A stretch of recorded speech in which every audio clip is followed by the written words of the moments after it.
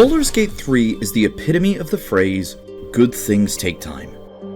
Releasing on the 3rd of August after a pretty extensive stay in the limbo that is Steam Greenlight, during which early adopters could only experience the first act of the game, which in itself is no short sitting. But the wait for its full release has been absolutely worth it. In the immortalized words of Miyamoto, a delayed game is eventually good, but a rushed game is forever bad. A sentiment I wish more game companies would adapt. Now I know the rest of you guys heard that, so stop rushing games out the damn door. Let him cook! Because when you take the time to really craft an amazing experience, and don't let your marketing department just masturbate all over it, what you get is a gem that stands head and shoulders above the rest. And that's what we have here today.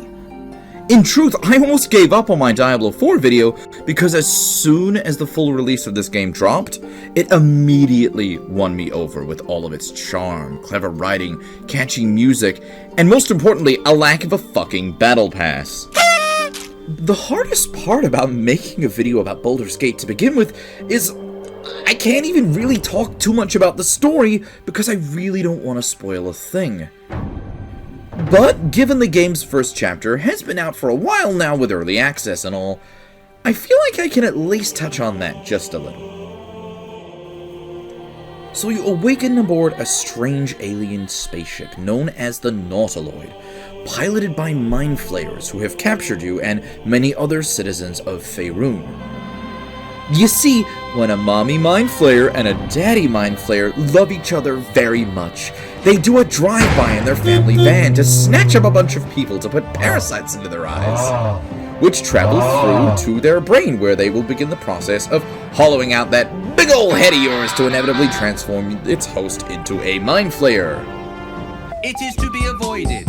However, when the ship falls under attack, you're freed from your pod and begin the process of rescuing other captured people to find a way off this crazy space octopus, inevitably causing the ship to crash as you find yourself upon the Sword Coast, free of your tentacly hosts, but still with a bit of a nasty souvenir squirming just behind your eye. You need to get this parasite out of your head before you undergo ceremorphosis. But getting rid of a mind flayer parasite isn't exactly an easy feat. So you team up with your fellow survivors of the crash and set out on your adventure, with the task of just finding someone who can remove this thing from your brain. Baldur's Gate 3 is the third entry in the series, but the first Larian Studio has ever had a hand in creating. And while we're on the topic, I'd also like to point out that the water is wet and dirt is dirty. I'm bringing this up though because the 3 in the game title might give some potential players the impression that they need to have experienced the prior 2 entries first, to which I'm happy to confirm is not the case here. While playing the other games might have you going, oh, I know him, I know that guy, having no prior knowledge of the series will not hurt your experience. Plus, I mean, given the last entry in the series was back in the year 2000, it's definitely more of an acquired taste. The game plays like many an RPG adventure game, hinging on a lot of dialogue choices, exploration, mystery solving, and eventual turn-based combat.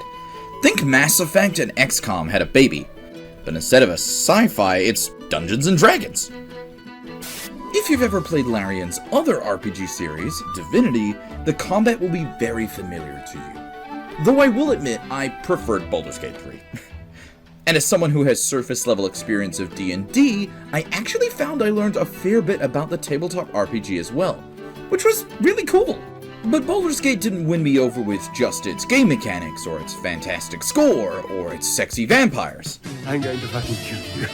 I mean, all of those helped, yes, but what really won me over was just how amazingly deep the game goes. How there are so many outcomes the game is prepared for. It's genuinely shocking. Picture this. You arrive at a city and find a man demanding a family out of his home. Denuvia! Get these spotters out of my house now! The family are homeless and have been squatting in this house for a short while. its owner doesn't live here as he has many properties in the land, which confirms our greatest fears. This man It's my property. is a landlord. Your party watches the domestics break out and are faced with a myriad of options. Do you just go about your business? Do you intervene? This landlord has a small group of mercenaries who have accompanied him, and you sense things could escalate. Do you usher these vagrants out of his home? Do you negotiate their prolonged stay? Maybe you offer to give them some coin to stay at a nearby inn. There are a wealth of options that only get deeper the further down the conversation path you go. So, in our playthrough, our paladin tried to resolve the situation, pained to see these poor people being left to fend for themselves. However, the dice rolls didn't actually go our way, and the guy just would not budge. Finally turning to his mercenaries and demanding that they get their hands dirty to now remove us from the area. Zenobia, why are you just standing there? Do what I'm paying you for. The mercenaries retorted that they had already completed their contract with him and couldn't give a rat's ass about what was unfolding. He then offers to pay them for the overtime, and they agree, only for him to reach for his pocket. My gold. It's gone. Zenobia, how could you let this happen? And announce that he had just been robbed. Looks like your eyes were bigger than your purse. You see, while I was in the conversation, my partner decided to rinse this asshole's pockets while his attention was focused on everything that was going down. The game actually factored this into the conversation outcome. The mercenaries scoffed and wandered off, and he's left gawking at the three adventurers who were about to flex on him. With Asterion slipping off into the crowd, cackling like a madman. The whole time this conversation was unfolding, me and daughter turned to each other and were just like, I can't believe the game had planned for that. That's crazy. I wonder what else is factored in that we haven't even considered yet. So, sure enough, we decided to get experimental with how we dealt with situations. Not so much save scumming, as we were pretty overgeared and overleveled to the point where even a Tarask would just look the other way and get on with his day. The long and short of it is, one of us got transformed into a cheese wheel, so look, just be careful who you pickpocket.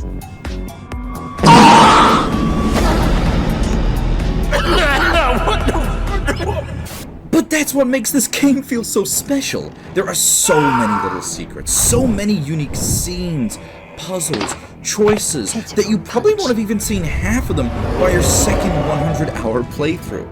It genuinely feels like playing D&D with friends, getting a little further along a grand narrative each night. I've not had a game like this that you can just savor and play for weeks on end in, honestly, years.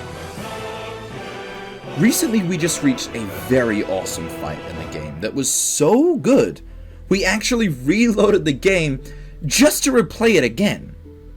But, look, I'm gonna talk about this fight, and it's kind of a spoiler.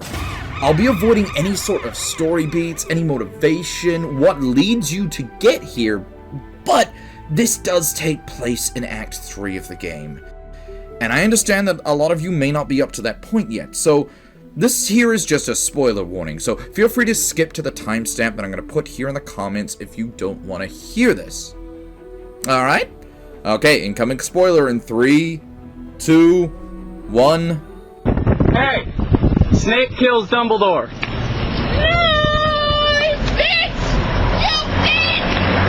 Jeez. I'd figured Darth Vader would have done that guy in. But I'll be honest, I'm not that knowledgeable on Star Trek or Lord of the Rings. Oh yeah, the fight. The fight with Raphael. The best goddamn fight I've experienced in, I think, maybe any video game.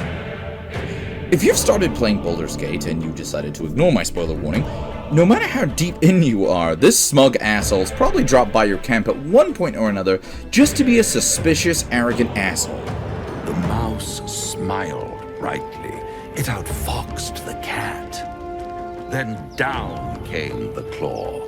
And that, love, was that. That's like his most defining feature. It's my favorite feature. But there will come a time where you can make a deal with this guy. And this will lead you to a choice. Now let's just say you decided to say, screw this sycophantic sack of Satan shit. Then you may find yourself in this fight. Raphael will talk down to you, tell you how you broke the rules, and that you have been banned from the Edgy Devils with Huge Knockers subreddit.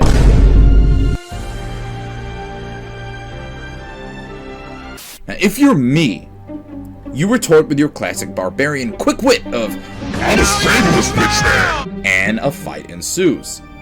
This whole time you've been having a back and forth with Raphael, the music has been building to a dramatic peak. And when the battle starts, this organ sends a chill down your spine. As he speaks of the fate of all mortal lives, the song builds. Then...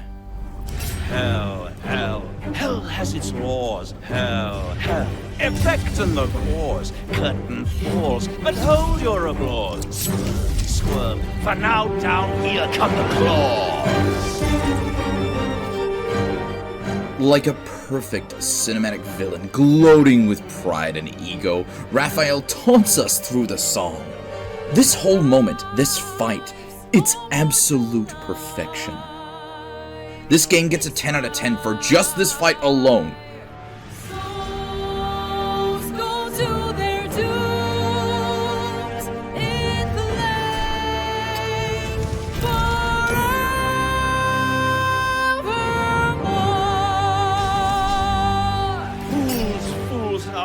You have fought. Brave, brave, but it's all been for naught. True souls that couldn't be bought. Doomed, detected, and caught.